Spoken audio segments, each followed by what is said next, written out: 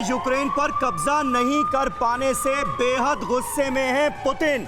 ये दावा किया गया है सीआईए की तरफ से। अमेरिकी खुफिया एजेंसी सीआईए के डायरेक्टर विलियम बर्न्स का बयान सामने आया है। वो ये कह रहे हैं कि गुस्से में पुतिन कुछ भी कर सकते हैं। यूक्रेन को लेकर पुतिन के अनुमान बुरी तरह से फेल रहे हैं। पुतिन को लेकर जानकारी जुटा रही है अमेरिकी खुफिया एजेंसियां। सुनिए।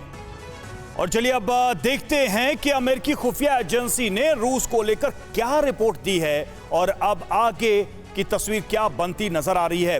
तो पुतिन क्यों आग बबूला है? चूंकि यह दावा किया गया है खुफिया एजेंसी की तरफ से, अमेरिका की तरफ से, यूक्रेन की ताकत को लेकर पुतिन का अनुमान फेल रहा है, गलत रहा है। जो अनुमान उन्होंने लगाया था यूक्रेन का प्रतिरोध अनुमानों के, उनके अंदाजे के से काफी मजबूत निकला। और इसका नतीजा क्या हुआ देखिए, रूस के हजारों सैनिक मारे गए। 2 हफ्ते बाद भी रूस कीव से दूर है। रूसी राष्ट्रपति पर भारी दबाव है इस चीज का। और हताश पुतिन बड़ी कार्रवाई कर सकते हैं, कोई बड़ा एक्शन ले सकते हैं। न्यूक्लियर हथियारों को अलर्ट करना इसी हताशा का नतीजा है। कड़े आर्थिक प्रतिबंध जो लगे हैं उसका भी असर दिख रहा है। रूस के लिए इन्हें झेल पाना आसान नहीं होगा। देश के अंदर पुतिन की परेशानी बढ़ने लगी है, यह दावा किया जा रहा है। खुफिया जो रिपोर्ट्स हैं उनके मुताबिक, सर आप ही से ये इसका उत्तर मैं सवाल कर लूं, पहले प्रश्न कर लूं। एक बात तो यह है कि अमेरिका जो भी प्रतिबंध लगा रहा है उसका असर तो रूस पे होगा, लेकिन ये जो बात कही जा रही है कि कैलकुलेटेड जो स्टेप था पुतिन का, अब वो उनके कैलकुलेशन से आगे निकल गया है। इतना समय लग गया यूक्रेन का ये जो प्रतिरोध था, यूक्रेन का ये जो प्रतिरोध है उसे आप प्रतिरोध के तौर पर देख भी पा रहे हैं या नहीं?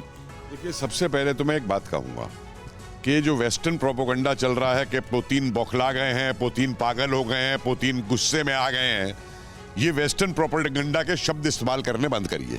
इतनी सीरियस, इतनी बड़ी लड़ाई के अंदर एक इतनी बड़ी कंट्री का प्रेसिडेंट जो है, ना वो गुस्से में काम करता है, ना वो पागलपन में काम करता है। उसके पास स्ट्रेटेजिस्ट होते हैं, उसके पास सारे एडवाइजर होते हैं।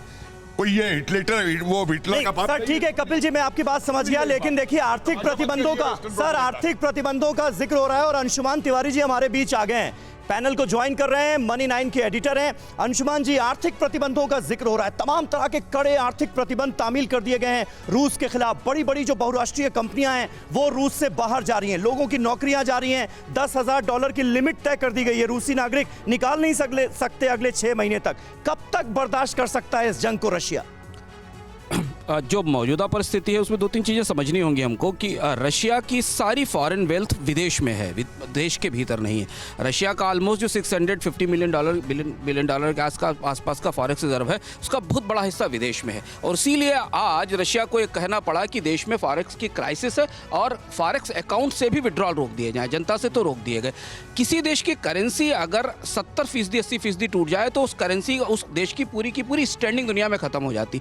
तो एक तरह से पुतिन का ये एडवेंचर रशिया की इकोनॉमी का एंड गेम है। रशिया इकोनॉमिकली यहाँ से डिप्लीट हो रहा है, खत्म हो रहा है, क्योंकि उसकी कमोडिटी बेस्ड इकोनॉमी, 2 ही चीज़ें रशिया के पास है, कमोडिटी एक्सपोर्ट और दूसरा आर्म्स एक्सपोर्ट है। वीकनिंग करेंसी होने के कारण पूरी दुनिया में रशिया की इकोनॉमी की स्टैंडिंग वीक है। और आज जो डिसीजन बाइडेन ने लिया है, कल जो बाइडेन लिया है, उसका सबसे बड़ा असर यह है कि रशिया की टोटल इकोनॉमी में एनर्जी का हिस्सा 48% है। टोटल जीडीपी में 48% है।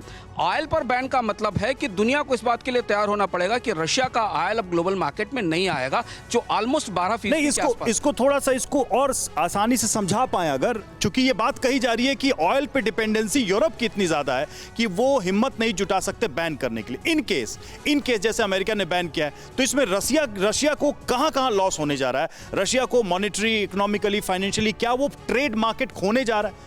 मैं आपको स्पष्ट करता हूँ, ऑयल रशिया के ऑयल पर यूरोप की डिपेंडेंस नहीं है, रशिया के गैस पर यूरोप की डिपेंडेंस है। दोनों में फर्क ऑयल एंड गैस पर है। और गैस को लेकर अभी भी कोई फैसला नहीं हुआ है, ना तो ईयू की तरफ से और ना अमेरिका की तरफ से।